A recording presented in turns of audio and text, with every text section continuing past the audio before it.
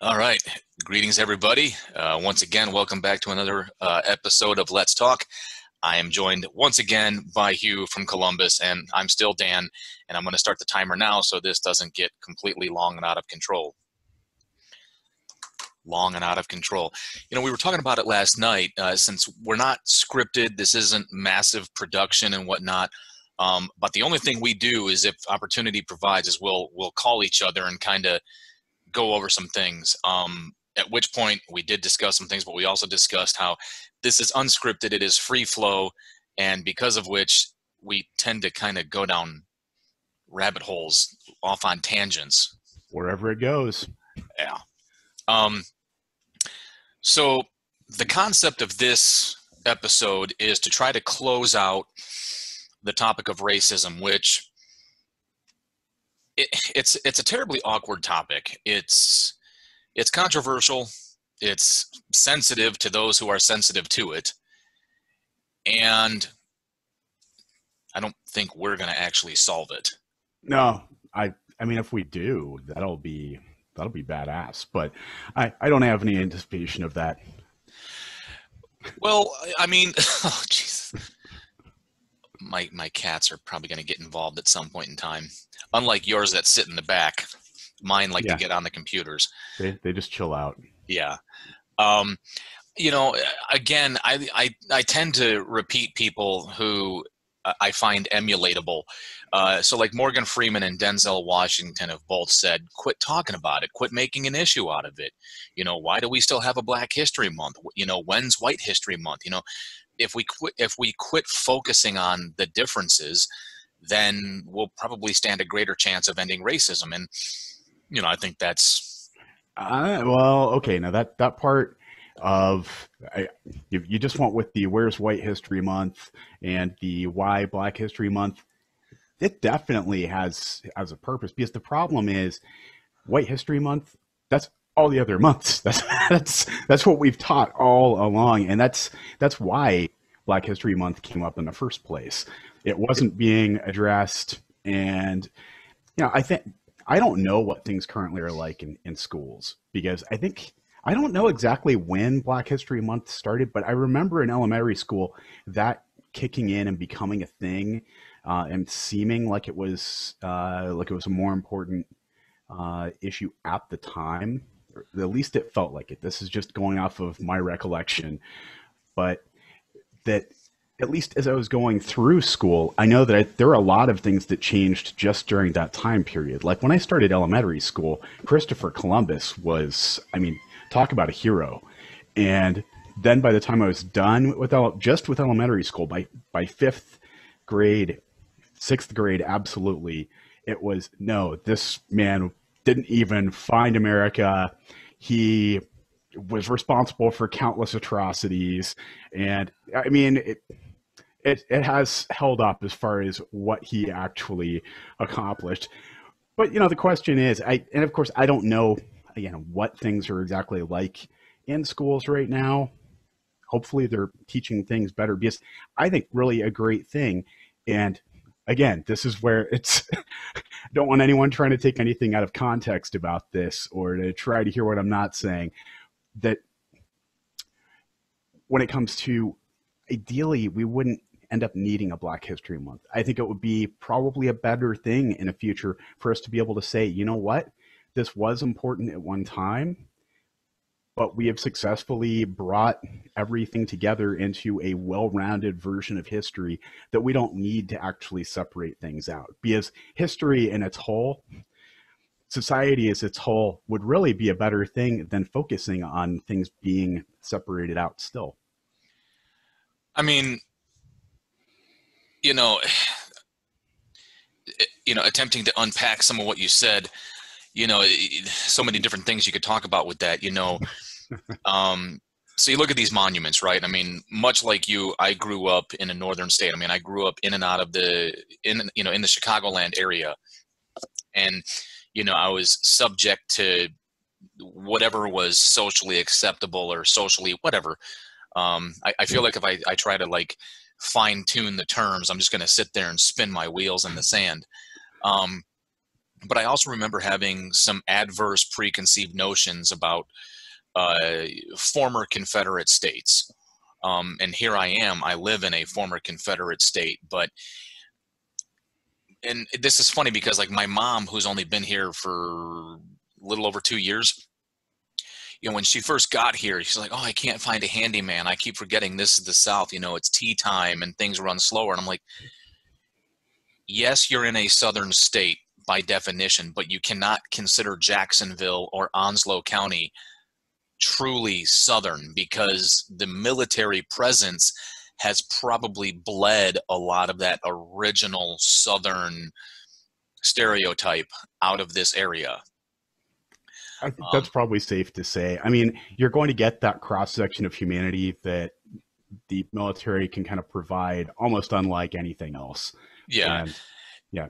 But, to go back to what you were saying, I probably have to go back and Google it, but I can't remember when all of a sudden like Black History Month was a thing in school. I remember always discussing Martin Luther King and discussing him quite positively. What's kind of tragic is we don't discuss anybody else for that matter. We discuss Martin Luther King and his civil rights marches, and that's about it. So not to cut you off, but of course, pulling my sources here as usual, I decided to take a look at this. So Black History Month did not officially become recognized at all. In fact, it was first proposed in 1969 and then was first observed actually in January 2nd to February 28th of 1970. So it actually has kind of an odd history, although I'm going to actually read through this a little bit later, and that there is even a precursor. 1926, we had Negro History Week, which that terminology definitely wouldn't fly, but such were the times. But yeah, so 1970, and then if we consider, I was in elementary school starting in 86, so it certainly would have been in full force then. So that explains certainly why it seems like it was there. It may have been even a matter of some of my earlier teachers addressing that it specifically was Black History Month. That may have just stuck in my head. Well, I made that video yesterday where I talk about America's excessive reaction to things. And you could probably apply that very liberally to many different topics. If today's attempt is to close out the racism topic, slavery was not something new to the world in general. Just in the United States, well, what it was at the time, it had evolved into exclusively African slavery for numerous reasons. But, tragically, when you strip it down,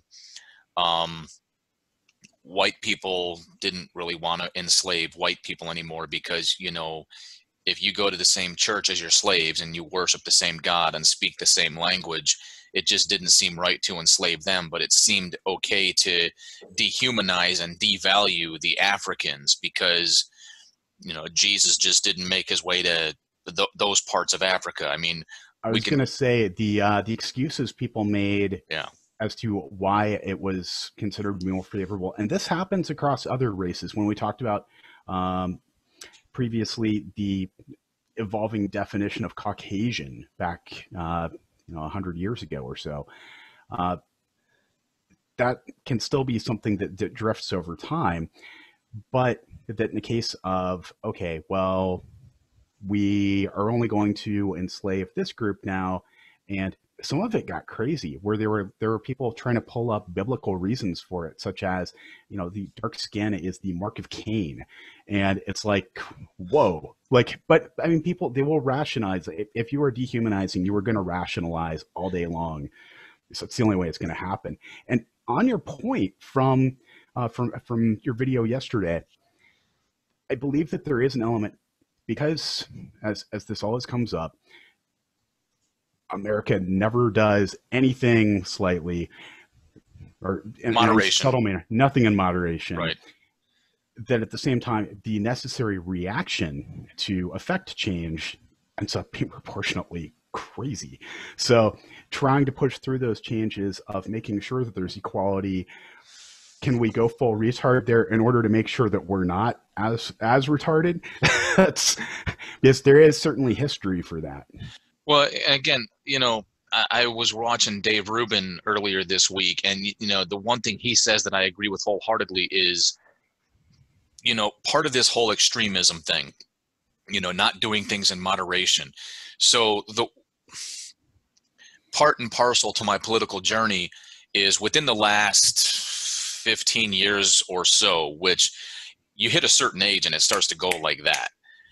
And it started way back when with the whole Bush-Kerry election cycle. But then when you immerse yourself in that world, which I regret doing, you start to notice certain things like the left, which embraces all things, racism, other than white, lesbian, gay, trans, whatever. They embrace all these things. They seem to be the least tolerant. And Dave Rubin was talking about how when you start to tell somebody what they absolutely must do, that's when you start to get pushback. And because we do everything to the extreme, we don't ease our way in. We're not conservative about how we respond to things. We're tearing down statues because somebody makes up something that, it offends them, which to a degree, if it's like Confederate generals, I understand the symbolism there, but there's also reverse symbolism, which is we need to remember what happened. We need to remember what took place to get us to where we're at. And I made the statement yesterday, and I may not make it so eloquently because that's why there's better people than me. But what eventually makes our country great is also what makes it messed up. You have the legal freedoms to be as legally absurd as you want to. The only thing I disagree with is basically leftist politicians, let's just call them Democrats, are now making excuses for unlawful behavior and basically looking the other way, because there are certain things that are legally allowed. Your right to express yourself, your right to legally protest. But when you start to cross lines and break laws that we've established to protect our society, that is no longer lawful. And that part has surprised me. And I'm going to say that, at least in my opinion, I don't think that Democrat, Republican, either of any of those political sides have really been there. There are no saints amongst them, and that in order to achieve their objectives, they'll support radicalism and all those different forms. When you consider the different outcomes that we've seen from militias that have raided different areas, and you'll end up seeing that, all right, and things get weird at that point of, all right, who do we blame for that? Why isn't anyone resisting them? Well, okay, they're an overwhelming force. They are all heavily armed. Some of them may be trained, but that at the same time, they're technically being peaceful, aside from like breaking into buildings, which gets weird.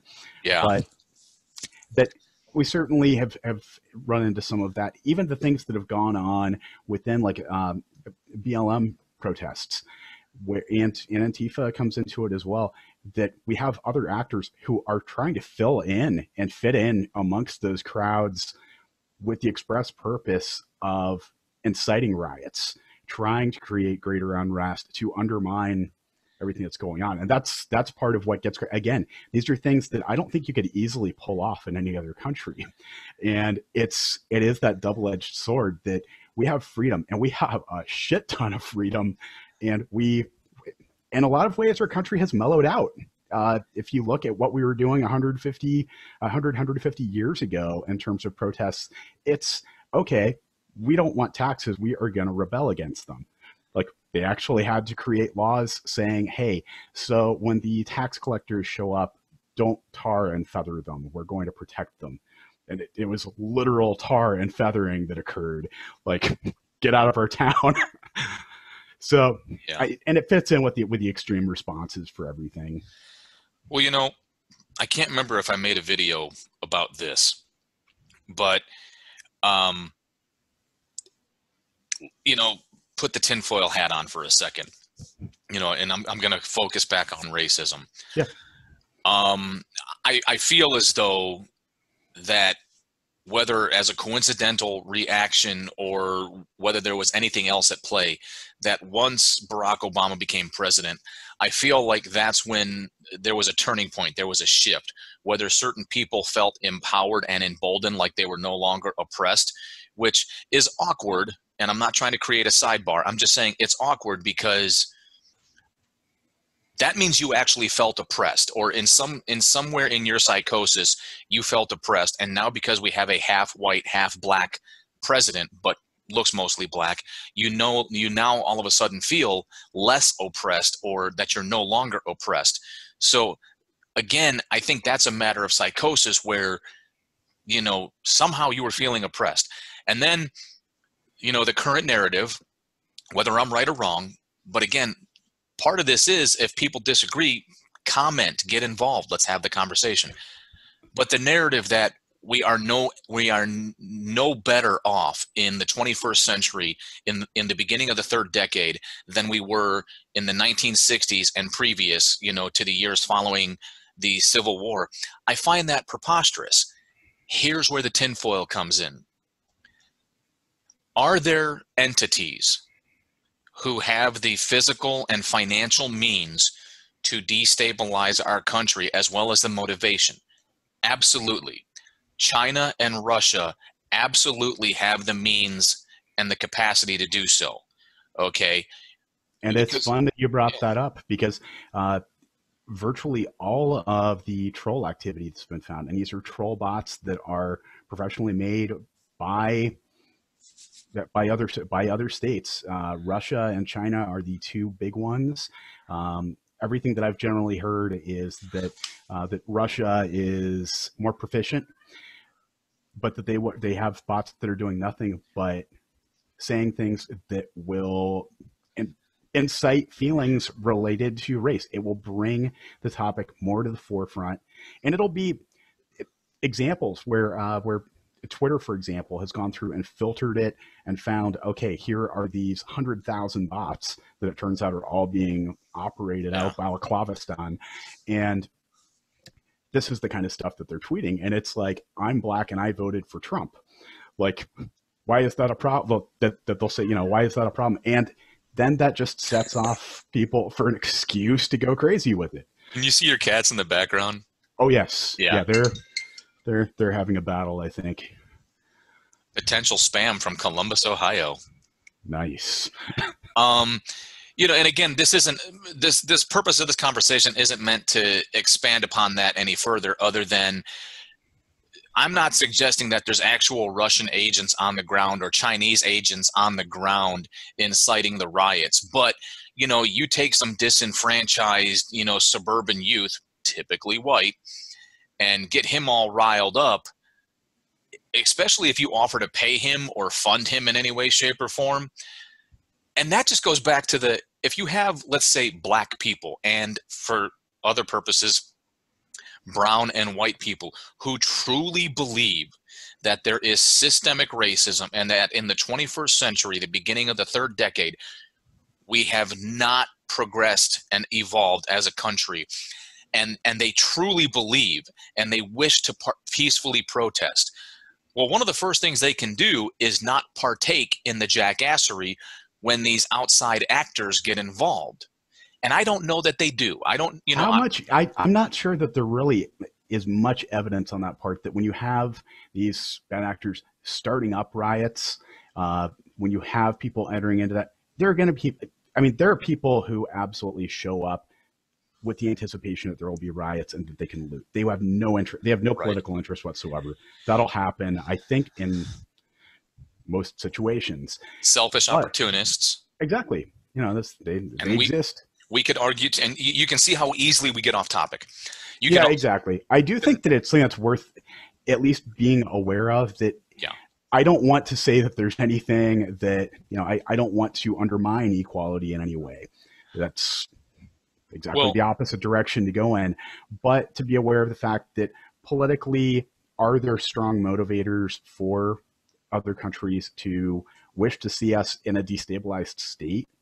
Yeah, absolutely. Why would you not want to have some of that? Do we do some of that? I'm sure we probably do. Exactly.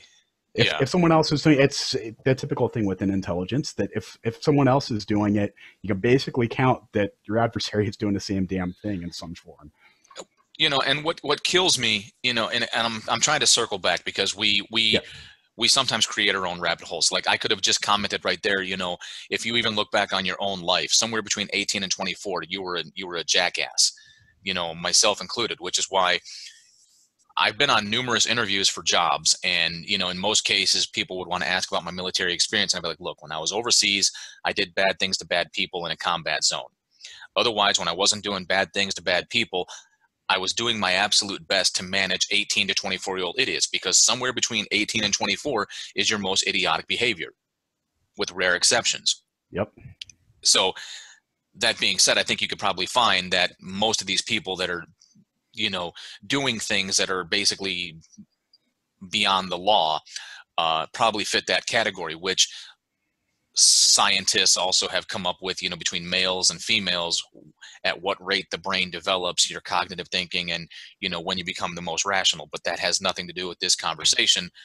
And yet it does, because, if you're also being irrational, then you could be, playing into these things. But I don't believe that in the 21st century, the beginning of the third decade, we are actually that way. I think people are making it up, and I think people are choosing to believe it when that's not actually the case. Because what they're essentially saying is several different things. First and foremost, because no matter when I was born in 1976, okay? I think the Civil Rights Act, once again, was 64, and the Voting Act was 65. So that's beyond a decade. That's 12 and 11 years before my actual birth. 11 and 10 years probably before my actual conception. So I have nothing to do with that. And I don't think it's right to assume that I have to inherit that, that whole sins of the father, because then you're going to force me into a position where I start doing the whole family tree. And it's like, okay, well, if we're going to play the blame game, let's build the family tree and go below ground and get into the roots. Just because that's like, going up to, an Asian child in middle school or elementary school on December 7th and demanding reparations and demanding apologies for Pearl Harbor. But I'm Filipino. I don't care. You look Japanese. I want my apology. Your people bombed Pearl Harbor. I'm Filipino. You got the slanted eyes. I mean, these wild assumptions based on these narratives that's going around. I've said it numerous times.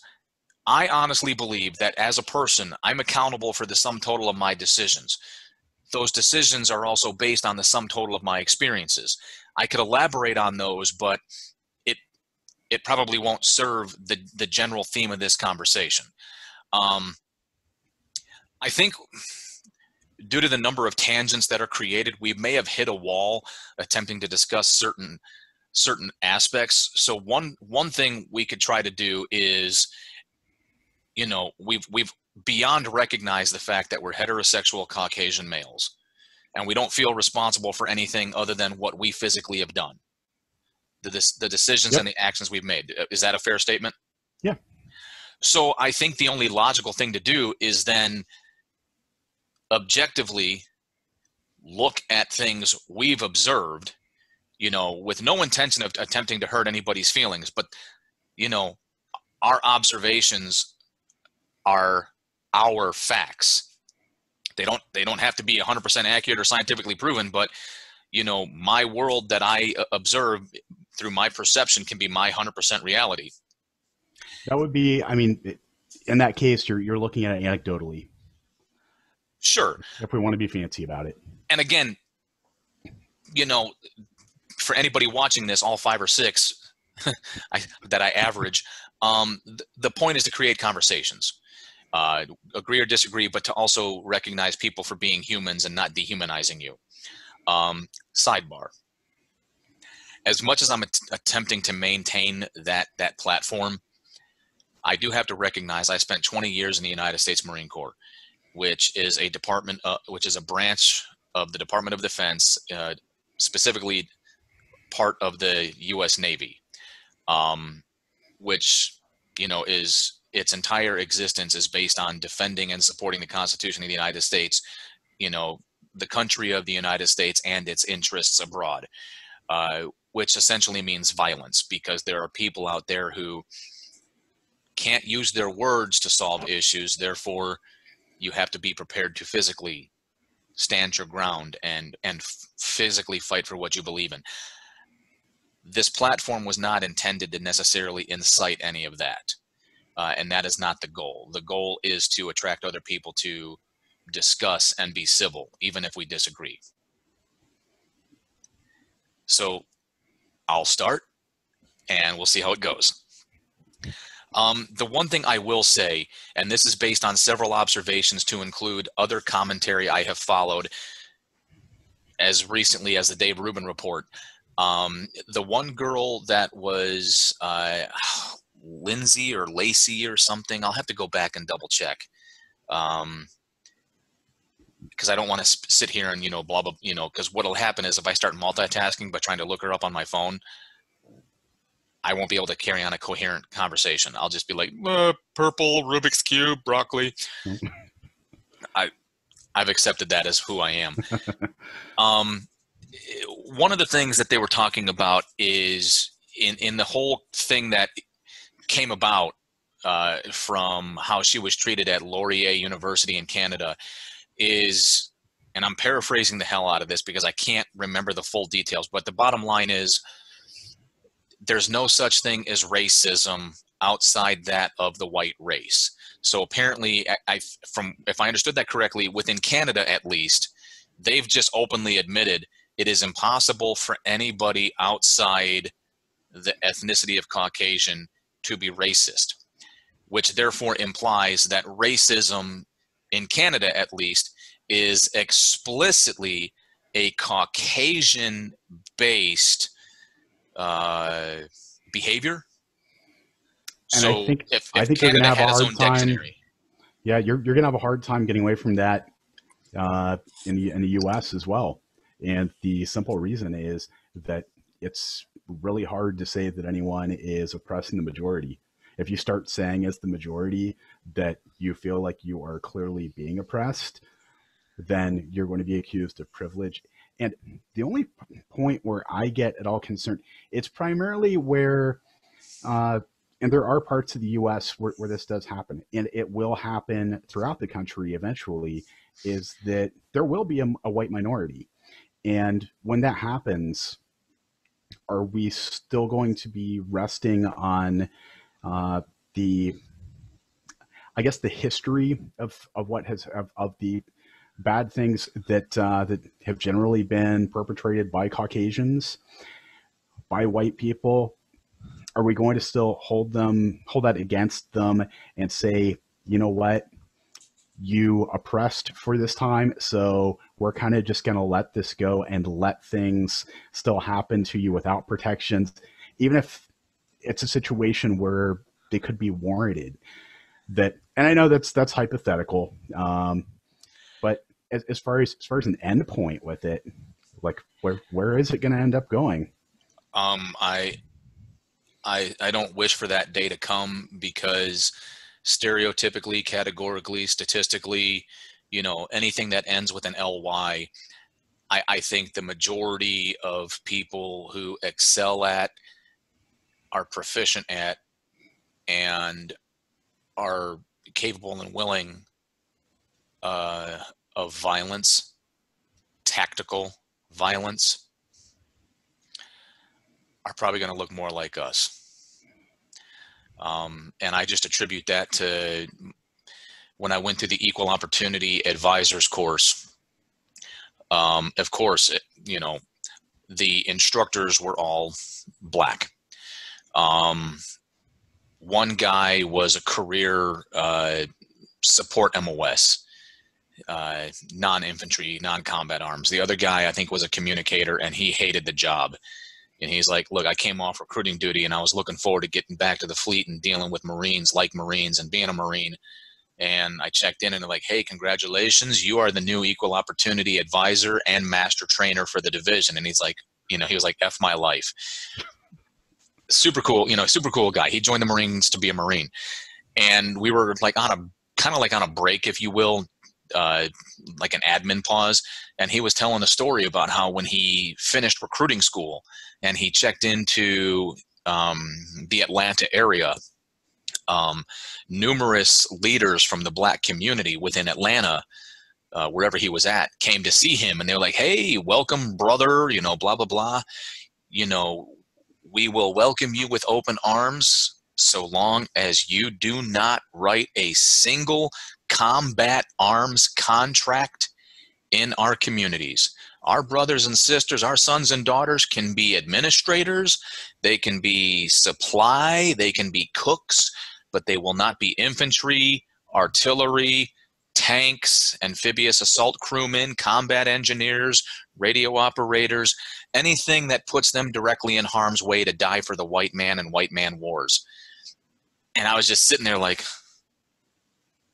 and then he started bringing up other stuff like, let's have a little fun with this. And he's like, because of my job, I have to be aware of these things. Like, let's look at how many, let's look at how, how the Marine Corps breaks down. Like, let's look at the infantry, 80 something % Caucasian. And it's like, oh, let's go further. Let's do this. Let's look at recon, force recon, the new MARSOC. And he's like, this is all volunteer. The military is an all volunteer force.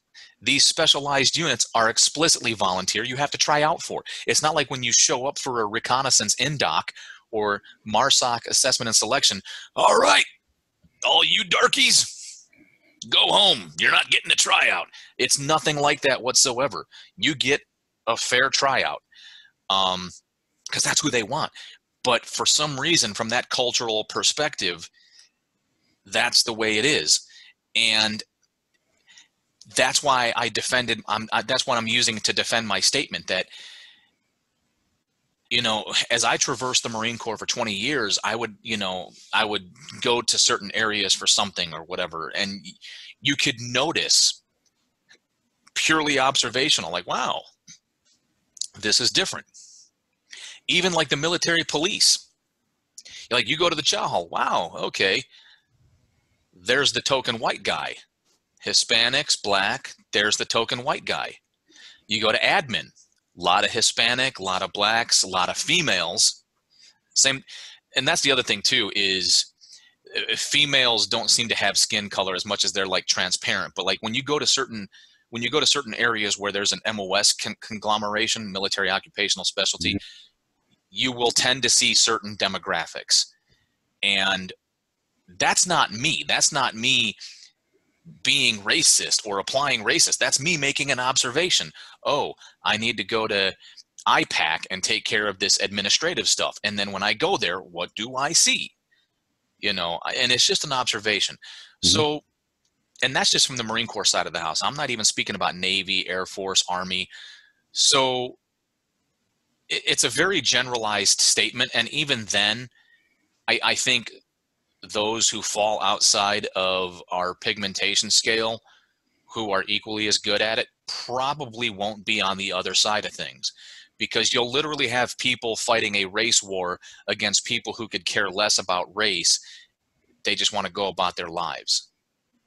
Like you basically have the two of us who are, I'll speak for myself, I won't speak for you. I'm tired at 44 years old. I am tired of being told about how racist I am or how privileged I am because I'm Caucasian or I'm male. And I was like, yeah, how is that working out for me? Because I'm still currently unemployed. All right. I'm still scraping by on what little savings I have left from my tax return and my military retirement that I fucking earned and my military disability that I fucking earned.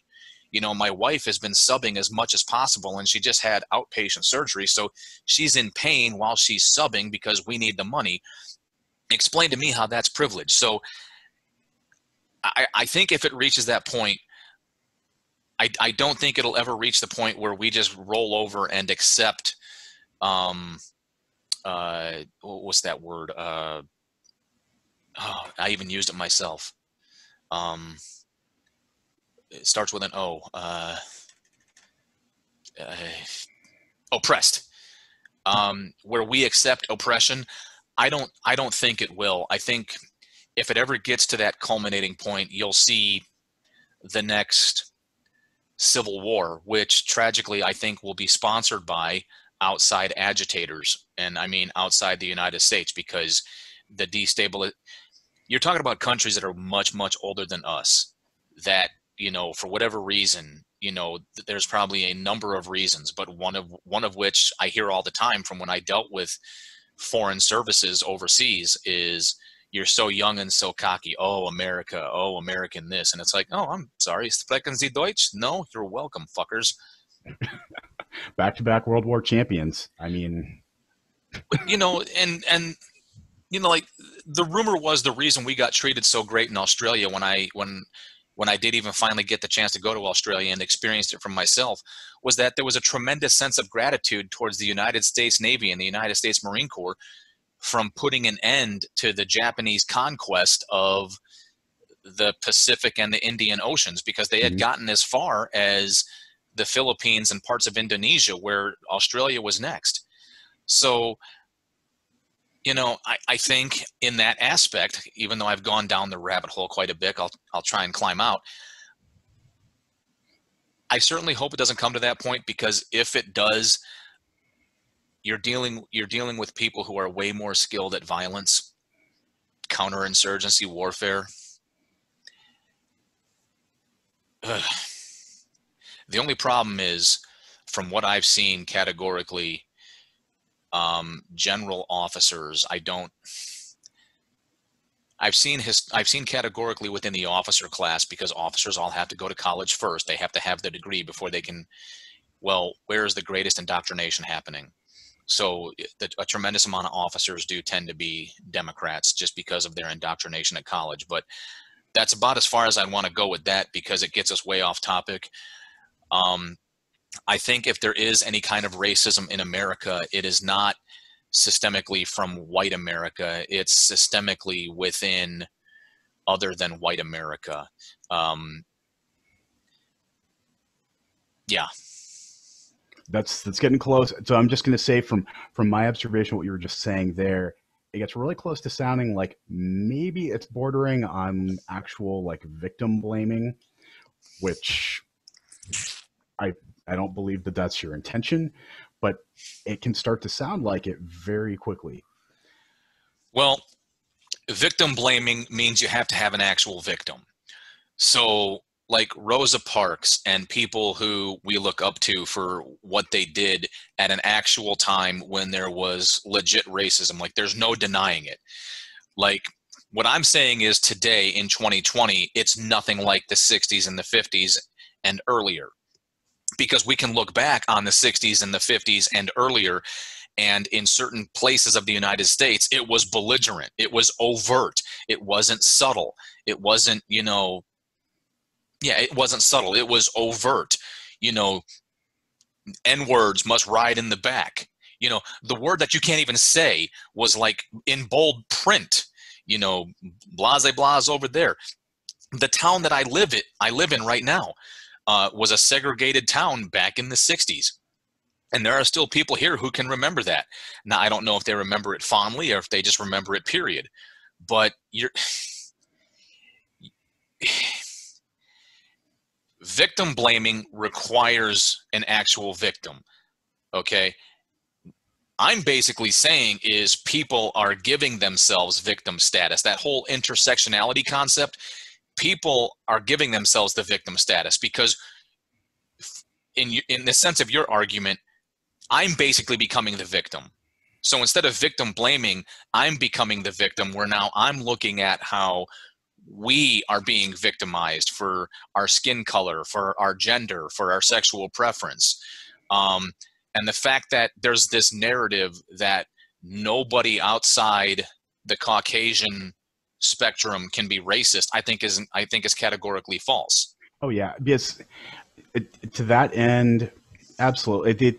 The issue of racism, I do think that the better way to approach it is not to view. I mean, yes, has the historical part been focused more on black and white relations? Yes, But if we're going to view this as a whole, if we're going to view this as an actual society, we all have to accept that there is some responsibility on everyone. There are no saints amongst us, and that as a result, we need to figure out where the rest of it fits in. But I think that you have some valid points there as far as there are times I think a part where and this may end up coming off kind of weird, that I feel like there's not really a way for me to say that I don't know that I feel privilege. And if I make that statement, the immediate counter argument ends up being that's because of your privilege. And if I don't know if you've actually encountered that before, but it's that's something that I have encountered in actual interactions, and it's something that just it rubs me the wrong way because I don't have. I end up being stripped of my ability to still state my view of this is my experience. I can only speak from my experiences for how I have viewed the world personally, and if I'm stripped of the ability to argue because, oh, well, you're privileged, you have no right to say anything, it's, don't you want to hear my side? Like, just to be fair, just for everyone to be able to communicate on that part. And I think that's the part when you mentioned having anyone else join in. If anyone feels brave from the six of you, or anyone else, if something rubs you the wrong way, if you want to tell us that we're idiots, please, join in and say something. I won't take any offense to it, and I always like an opportunity to learn, especially if I am dead wrong. I want to hear all about it. But I believe that it's part of within the spectrum of free speech. We all certainly have that right to speech and expression. I know that people can counter those things. It's just when it turns into, I guess, ultimately it ends up seeming closer to a shouting match of if I make a statement and you just say that's impossible because that's your privilege speaking. It's shutting me down and it's making me feel like an ass, and I don't feel like it's warranted. It's that's something that always kills me. So I think geographically you live in an area where you're going to find that to be very prevalent, because being a northern state and being in a major metropolitan area, as well as surrounded by major colleges, you're going to be surrounded by people who think that they're enlightened or they're intelligent, but more importantly, you're going to be surrounded by a vast majority of people who feel entitled. When I first retired, I moved my family, well, I initially moved my family to Garner, North Carolina, just outside of Raleigh. All right. It's like the equivalent of Obetz, literally the equivalent of Obetz. And that was because my son was being treated at Duke University Medical Center. I did what they call the Geo Bachelor thing for about the last 6 months of my career before I eventually cashed in all my vacation. I eventually got a job, and we were living in a rental property, and we were going to try to figure things out from that point forward. The job, I didn't feel at the time was long-term. I didn't feel like this was the way to go forward. Unbeknownst to me, I was making really, really good money. But before I had my disability, it wasn't good money because they make you do all these like worksheets when as you're going through the seminar to get out of the service, like how much money you have to make, and they tell you not to use your disability because it's so unpredictable. So based on the money I was getting paid, it's like, man, I'm still like $4 to $5 an hour short, so this is not clearly the future. Little did I know that I was really making good money. My son would eventually pass away, and there were a series of events that took place after the fact that really did not help my neutral opinion of issues. I can explain that in a different video, I suppose, maybe a singular video, if you will, because I don't know that feedback would help the situation. But things had reached a point in the Raleigh area where we had reached what we determined to be the culmination point. Socially, as well as work. Just nobody would hire me. Whether or not that had anything to do with the Barack Obama's influence or not, I don't know.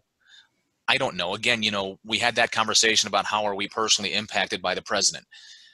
So we eventually moved back here to Jacksonville, where I do fit in. I am, I guess, what you would call part of the majority, being a veteran. And veteran doesn't imply skin color. Veteran doesn't imply ethnicity. Just,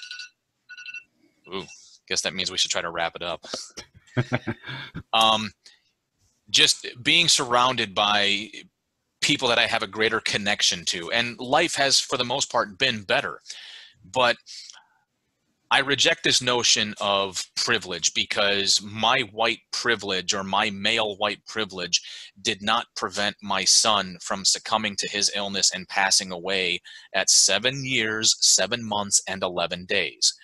White privilege did not assist me in any way, shape, or form of dealing with his death and attempting to find gainful employment, where everybody looked at my timeline. Oh, I see you just moved here. What brings you to the area? Duke University Medical Center and my son. Oh, how's that going? To this day, I suppose you could say I work for the Transition Assistance Office. There's nothing in the repertoire, there's nothing in the teaching standards that say, hey, if you suffer a horrific tragedy like the loss of a child or the loss of a loved one immediately upon separating from the military, here's how you handle that moving forward, like in job interviews. So when I look at my individual life, I reject the notion of privilege, because I made the choice to join the military, which over the course of 20 years elevated my position from what it was when I was a civilian before the military. So the military has done so much for me, but that was a choice, and that was a commitment I made that has nothing to do with skin color. Those are choices. Moving back here has improved my quality of life and that of my family. That was a choice that has nothing to do with skin color or ethnicity.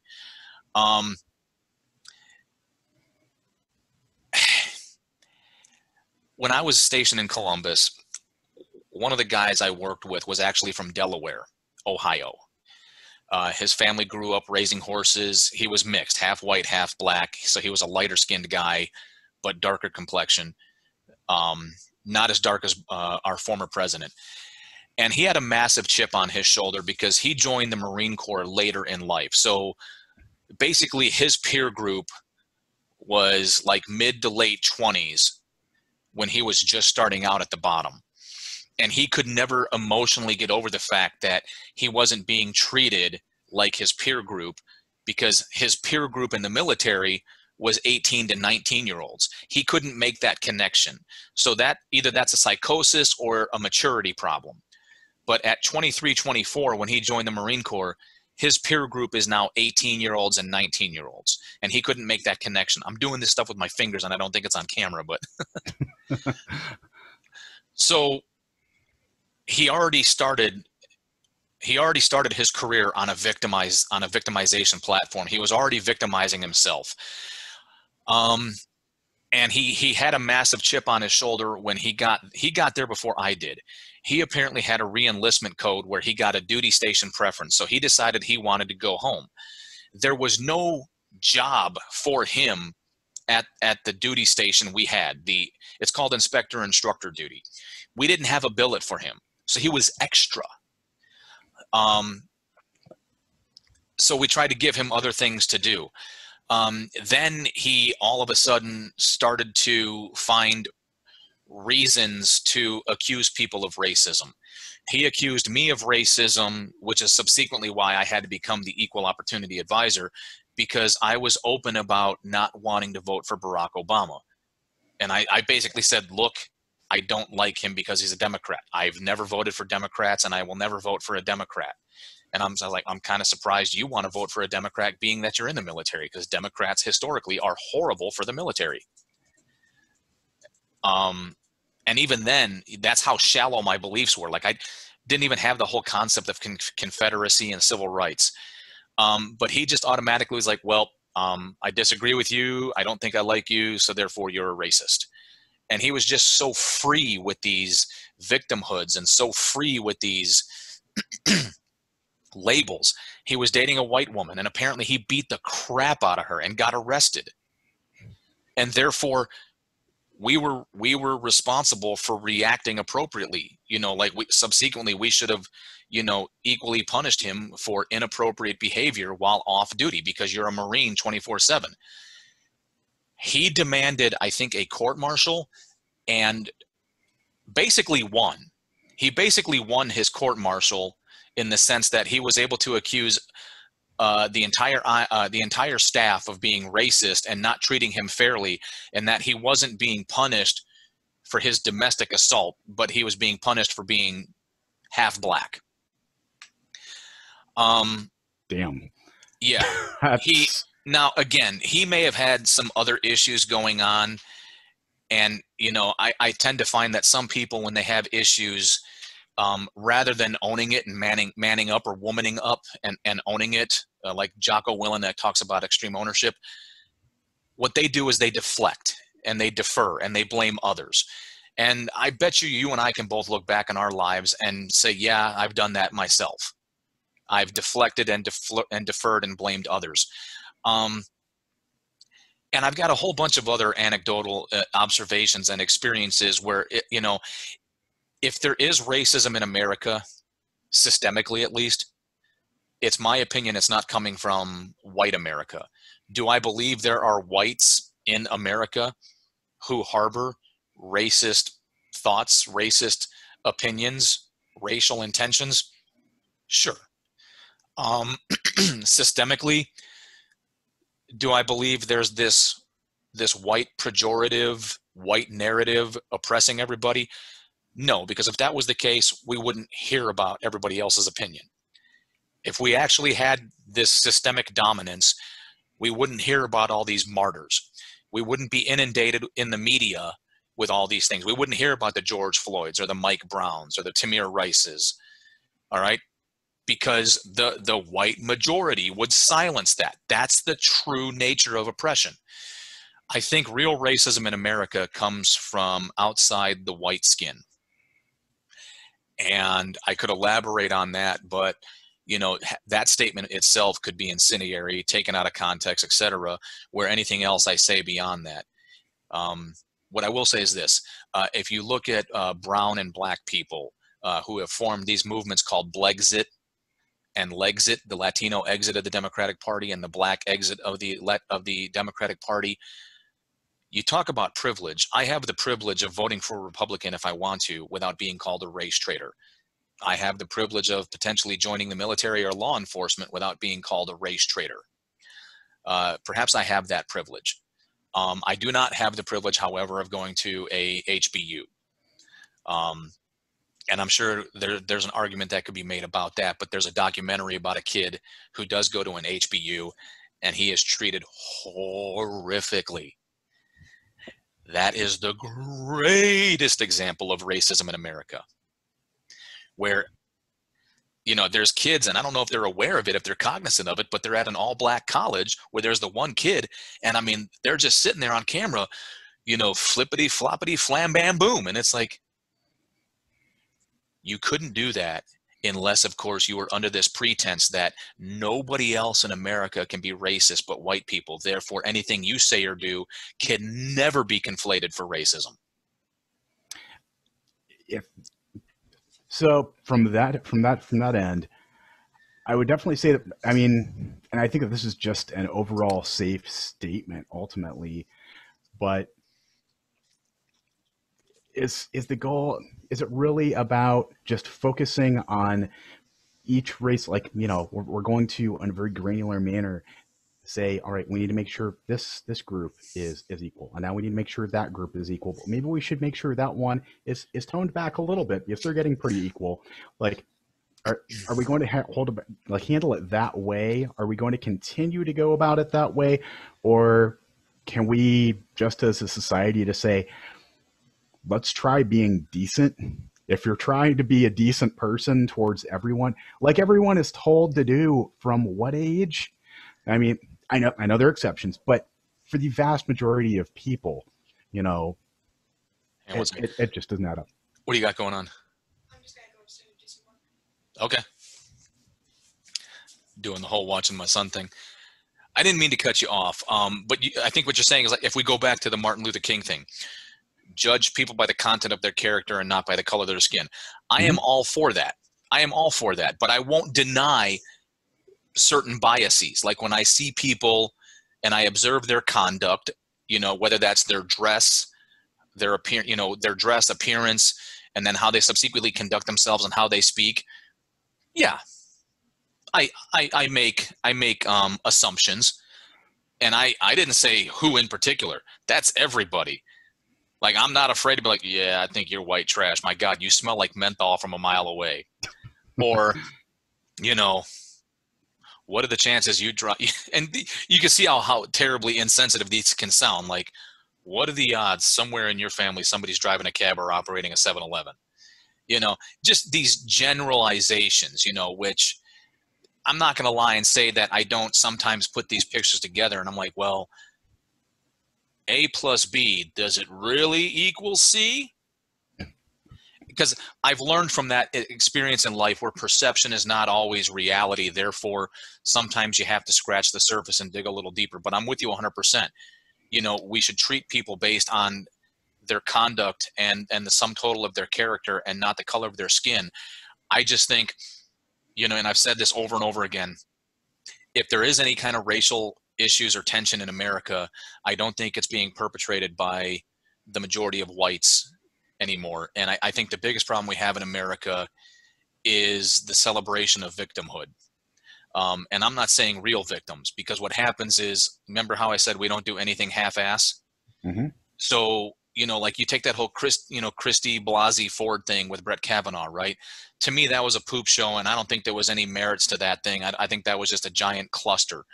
But what it does is, like with that whole hashtag Me Too, believe all women type thing, well, there are historical references of women crying wolf under the pretense that because I'm a woman, I will be believed.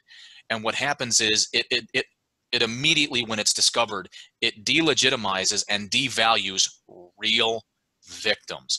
I am not one whatsoever for these sorts of things. One of the biggest reasons I didn't want to get into law enforcement after my time in the military was because I didn't want to be called to a domestic where some guy beat, I don't care about the color of his skin, but if I showed up and some guy just got done beating the crap out of a woman or beating the crap out of his kids, and I got to sit there and conduct myself professionally, that was going to be terribly difficult for me, because in my personal view of the world, that is not manly whatsoever. So, I think, and I don't know who's responsible for it. I'm not smart enough to figure that out or point the blame. And I can give you more examples of my time in the service.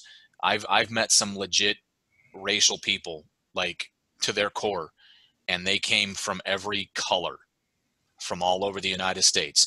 I met two guys from Louisiana, black guys from Louisiana, fucking hated white people. I'm not sure if they liked anybody for that matter. I've met Latinos from out west, like SoCal and whatnot. Fucking hated white people. Not even really sure if they like black people, but it was like, white people, black people, but fucking white people. All right. Equally and opposite, I've met white guys from wherever. I met a white kid from Idaho. It was like that scene from a Blast from the Past with Brendan Fraser. Bless my stars, a Negro. It's so nice to meet you. I mean, I met a kid from Idaho who had never seen that. I met a kid in boot camp who grew up without running water. Like he sat there in the bathroom like, sorcery. And I went to boot camp in the 90s. So I met a whole conglomeration of people, and I've been exposed, sadly enough, in the military, I've been exposed to some of the worst. And then more importantly, in my trips overseas, I've been exposed to even more. And that's what kills me, is like, oh, America, God, we're so this and we're so that. Have you been anywhere else? Have you been anywhere else? It ends up going into a tangent, but I know Trump took an incredible amount of heat for it. But when he made the statement about shithole countries, I couldn't help but feel like for the people saying you shouldn't say it, have you seen how bad stuff gets? It's ridiculous that the amount, and I mean, in some cases, it can be attributed to just absolute, poverty, and then you get into other situations where it's the entire society seems like it is completely ass backwards, and there's no other way to describe it. It's something that at least in my travels, I've loved it when I'm in a country that is still feeling decently modern and Western, but there's no place like home. Absolutely. But when you're just seeing, you're just going through the middle of a town, and 90% of the buildings are made out of corrugated steel, and there are farm animals running around all over the place. And you're like, what the hell is this? Like, I don't understand what's happening here. I love that I can seemingly buy anything with a single US dollar bill, but it's, otherwise I just don't understand what could possibly be going on. And that was a statement that I didn't have. Probably it ends up sounding awful of, well, you shouldn't call someone's country a shithole, but sometimes I'm going to say they pretty much are. Yeah, well, no, and I mean, oh God, having been to certain parts of the world where there is no real kind of racial diversity, where the only people that are not, the same kind of ethnicity are there for like military purposes or business purposes or some variation of that. They're not there, because it's a blended society. The number of blended societies on our planet are far and few between.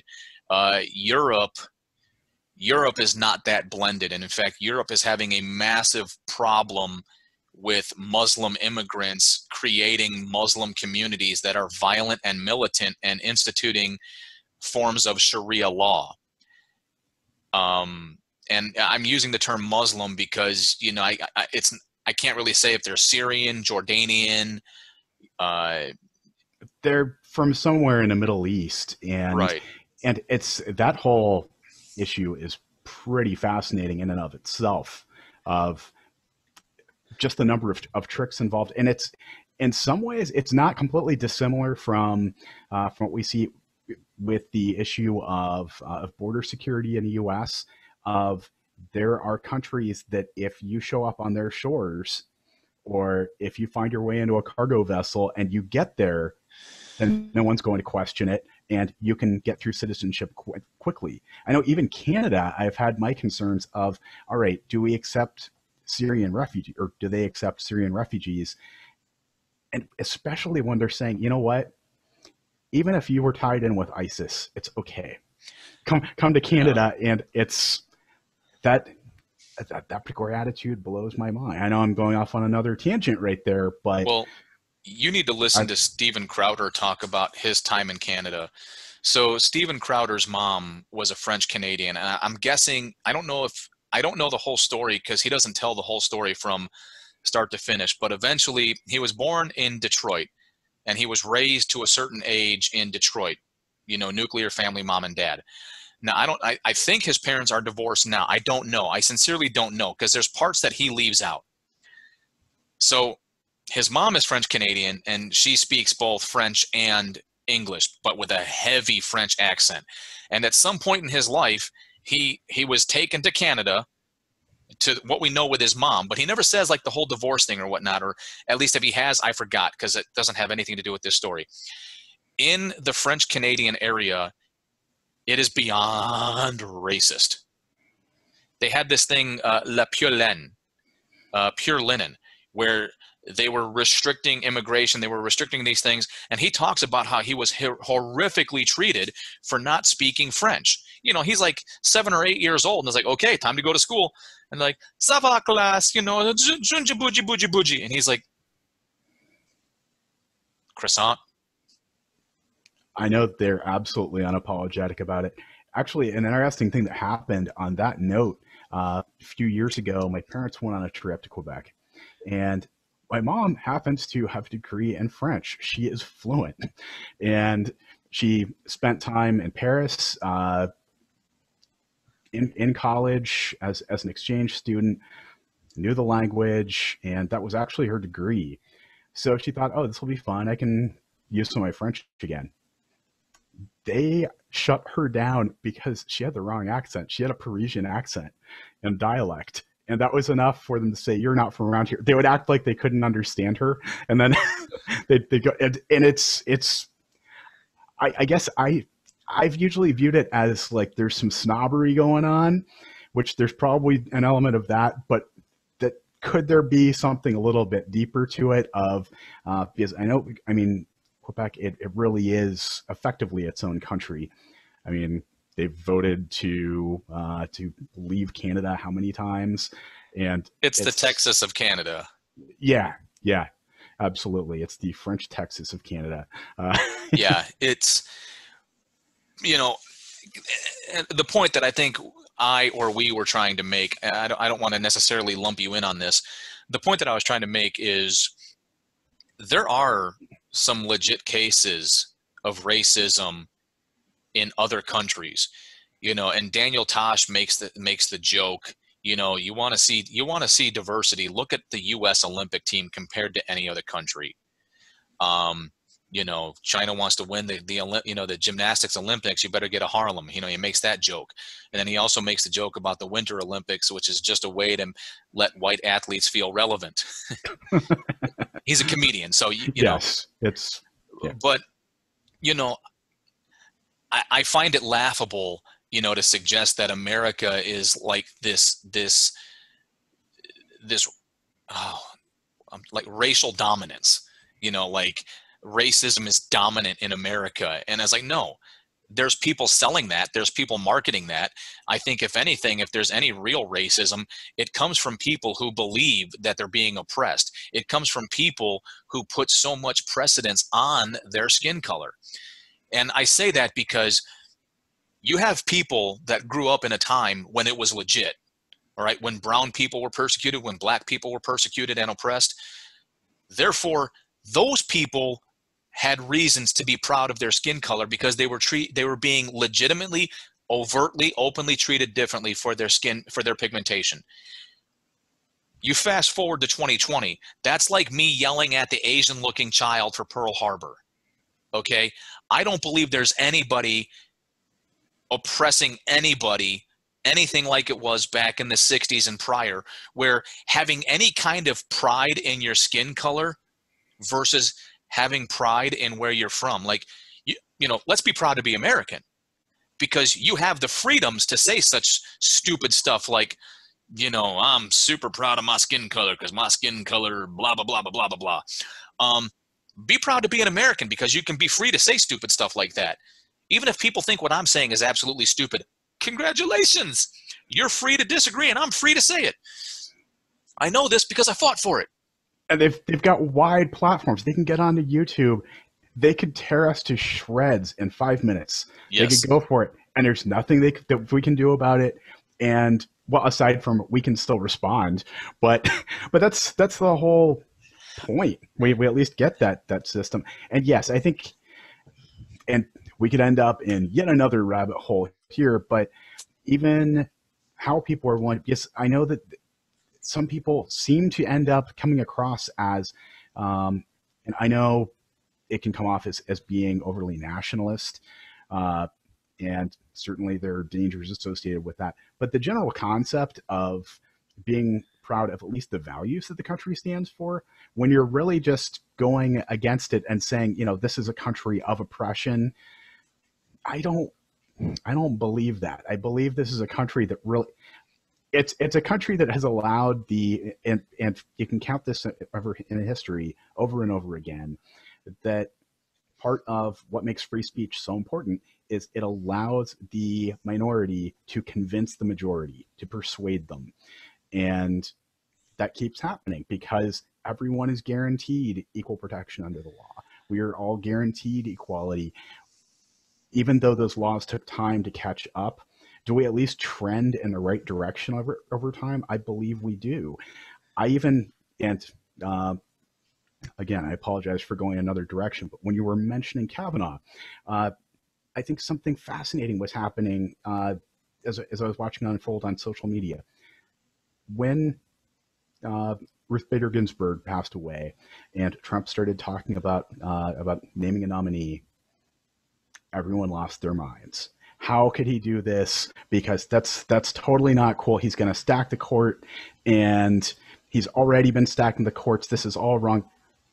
If we look at what just happened within the last week of President Trump trying to fight election results all the way up to the Supreme Court, and what did the Supreme Court do? Were they Trump's shills? Nope. They shut it down. They said you can't do anything about it, and he had to accept that result. There's nothing you do. And then the same people who had been complaining to no end about Trump stacking the courts, they were talking about what a wonderful Supreme Court we have. And that blew my mind, that it's like he just stacked the courts. It showed me what I had believed all along, which is it doesn't matter who is in office when the opportunity arises, whether they resign or whether they pass away, that you're going to name another justice of the Supreme Court. And that's just how the system works. But for people to not be, it's almost like there's a lack of awareness that you are being a hypocrite. You just crossed exactly what you said. That part blew me away. The Electoral College needs to be abolished until it works for you. Yes, that always comes, and I'm open to other possibilities on that as well. Do we want to talk about things like potentially ranked votes? Did you watch my video? Which one? I haven't watched the Electoral College video. I don't know that I did. Watch that one. In spite of my PowerPoint presentation, watch that one and tell me what you think. Because on that particular theme, you're absolutely right. Everybody, the last one he appointed, Amy Coney Barrett. Nobody paid any attention whatsoever to her gender. Ruth Bader Ginsburg was a white woman, but she was a woman. I think she was the first woman on the Supreme Court. So Trump replaced a woman with a woman, or at least he appointed another woman to replace a woman. But nobody could be bothered to address that. What they addressed was her pigmentation and her faith. And that's what drives me crazy. Let's wrap this up, and I'm going to make some statements here just to see if we can get some clarity. Yeah. I don't feel responsible for anybody else's problems other than my own and perhaps my children. You feel the same? Yeah. I don't feel as though I've oppressed anybody through my own actions or because of the pigmentation I was born with. I would agree. And if for some reason there was an instance where anything like that happened, I'd really want to know about it. That's sure. Yeah. So I will agree to this. First and foremost, I will admit to having empathy, apathy, and sympathy, all the thees. All right. I have all the thees because I acknowledge what has happened in the past, and I will acknowledge legitimate, overt examples that can't be denied. I'm not blind or stupid or deaf. Nothing against people who are blind or deaf. But at the end of the day, we're a couple of heterosexual Caucasian males, and that frames how we view the world. We've talked about our religion or lack thereof. So what's really missing is somebody would have to participate in the conversation. Specifically somebody who comes from a background where there's a narrative of oppression, whether they're Black, African American, or brown, Hispanic, Latino, or anything else for that matter.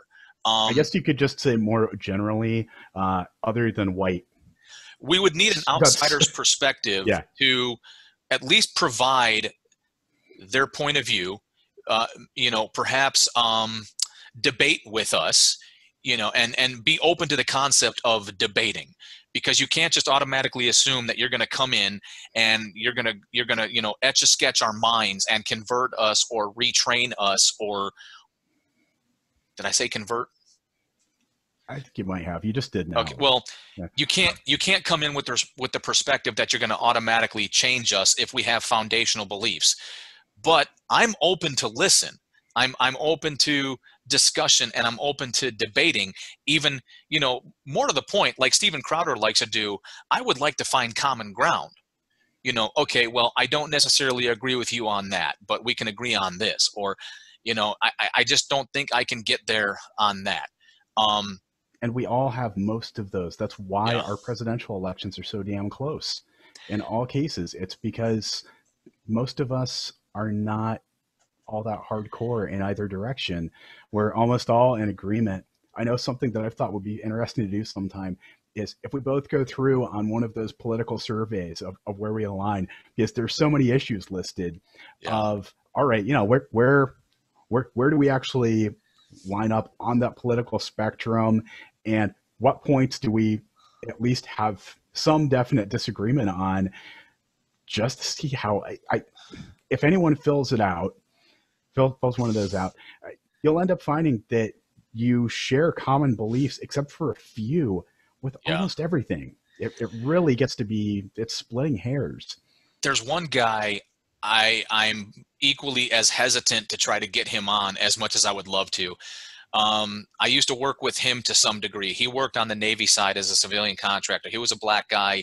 He was a former infantryman just like me, but I want to say he was medically discharged or medically retired.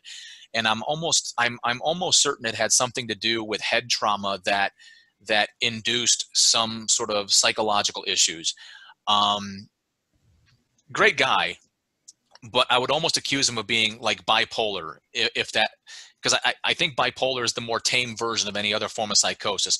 Because there were times when he was like, you know, black is black and I'm black and y'all suck and y'all are freaking against me and trying to oppress me and die whitey. And he'd just be all like really militant. And then, hey, yo, what's up, brother? What's going on, man? Oh man, I'm over here on this Navy side. And it's just kind of like,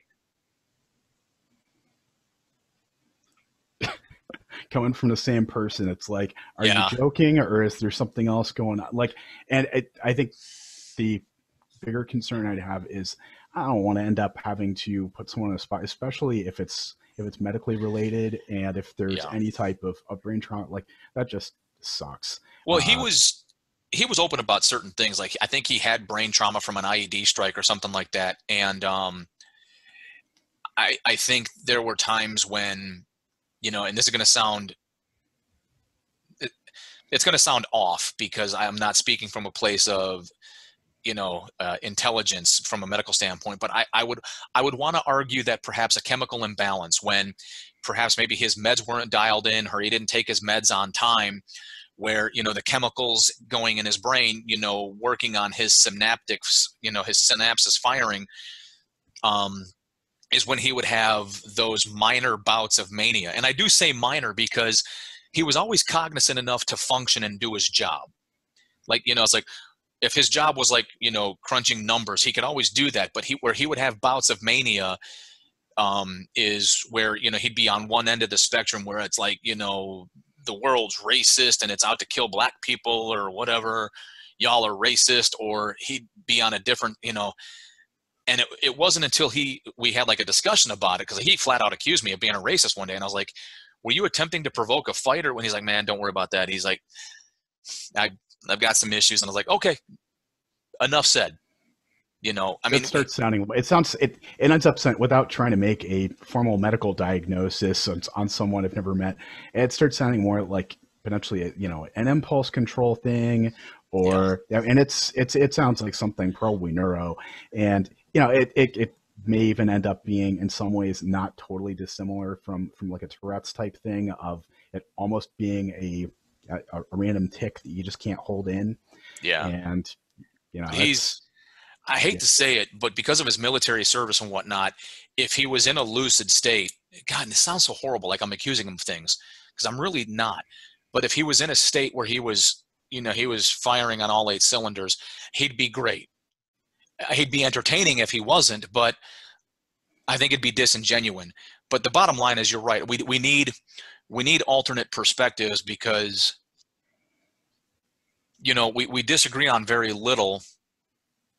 But yeah, we need alternate perspectives to have a true conversation, because if you're part of that America that believes in things we don't believe in, then, if we don't get together and have dialogue and find common ground, then all that's going to happen is people are going to continue to act to divide us. And as much as I would love to unite us,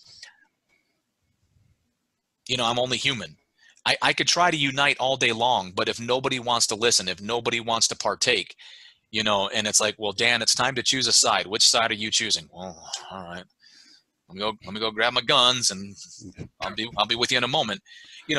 Because I recognize when the hole is dry, and you're just, you're trying to ice skate uphill at this point. So, on that note, I don't know if it's necessary for us to do that effing white people. I think it'd be, it could be humorous without the ability to add video content like ridiculousness or something of that nature. It's just a couple of guys just sitting there talking about basically nothing. Yeah. So I don't think that it would really go anywhere.